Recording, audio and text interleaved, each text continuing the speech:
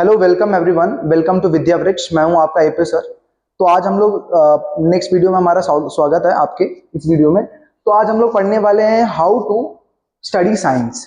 तो बेसिकली आज मैं बात करूंगा हाउ टू स्टडी साइंस। इसका मतलब क्या होता है कि साइंस को अंडरस्टैंड कैसे किया जा सकता है।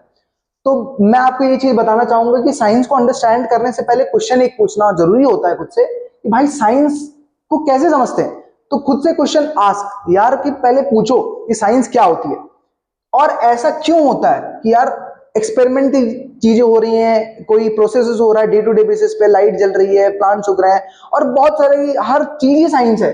खाना बन रहा है, हर एक तरह की साइकिल चल रही है, सब में साइंस है बॉस।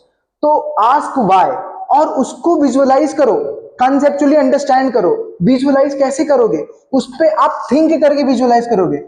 कैसे थिंक करोगे? आप उसको एक इमेजिनेशन में लाओगे। विजुअलाइज करना क्या होता है? इमेजिनेशन में लाओगे कि वो प्रैक्टिकली हो रहा है। क्या हो रहा है? वो प्रैक्टिकली हो रहा है।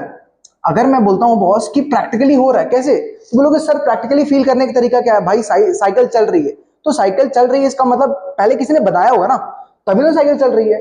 फिर अब साइकिल चल रही है तो हमने फील किया, उसको इंप्लीमेंट करने की बारी आएगी। तो सर फील कर लिया, सर देख लिया प्रैक्टिकल साइकिल चल रही है। और उस जिस प्रोसेस पे, जिस मेथड पे, अब मैं यहां बोलता हूं जिस मेथड पे साइकिल चल रही है, तो वो आप अप्लाई करोगे कि क्या यार मैं चला सकता हूं, क्या ये चीजें असली में वर्क करती हैं।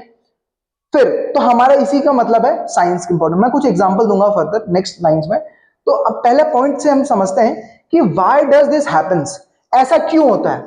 इसका मतलब साइंस को पढ़ने से पहले ही हमको ये सोचना पड़ेगा, हमको ये दिमाग में लाना पड़ेगा कि ऐसा क्यों होता है, ये प्रोसेस क्यों होता है। एग्जांपल अगर मैं ले लूं, एग्जांपल ले लूं कि यार मैं बोलता हूं कि फ्रिक्शन, एक एग्जांपल लेता हूं फ्रिक्शन। फ्रिक्शन क्या होता है मैं फटाफट से बताता हूं। फ्रिक्शन होता है एक ऐसा फोर्स जो ऑब्जेक्ट की सरफेस के बीच में लगता है, अपोजिट फोर्स लगता है फ्रिक्शन।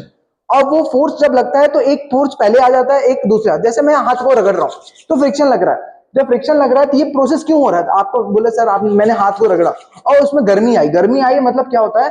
फ्रिक्शन लगा, अपोजिट फोर्स लगा इसमें, तो ये हमने फील करा, उसको समझा कि ये प्रोसेस हो रहा है क्योंकि अपोजिट में रियलिटी में फोर्स लग रही है। मैंने उसको प्रैक्टिकली समझा।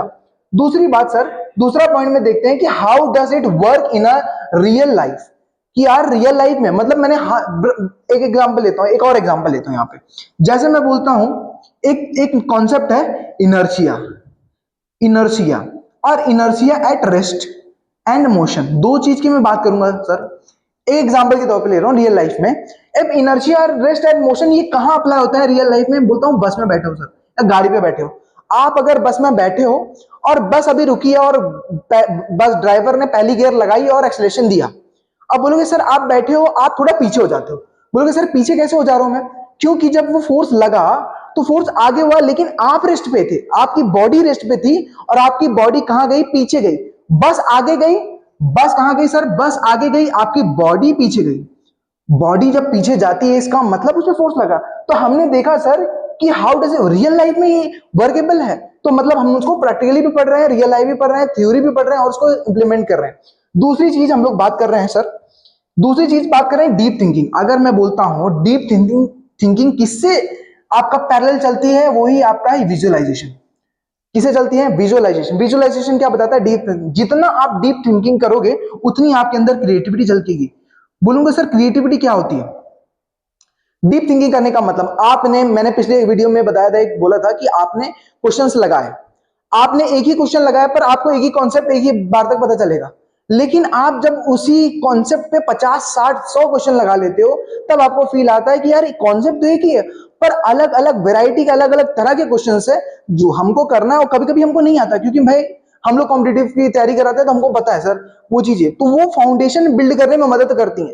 तो और उसके बाद भी हमारा बॉस, हमने पहले भी बात कर चुके हैं कि सर रिटेंटिविटी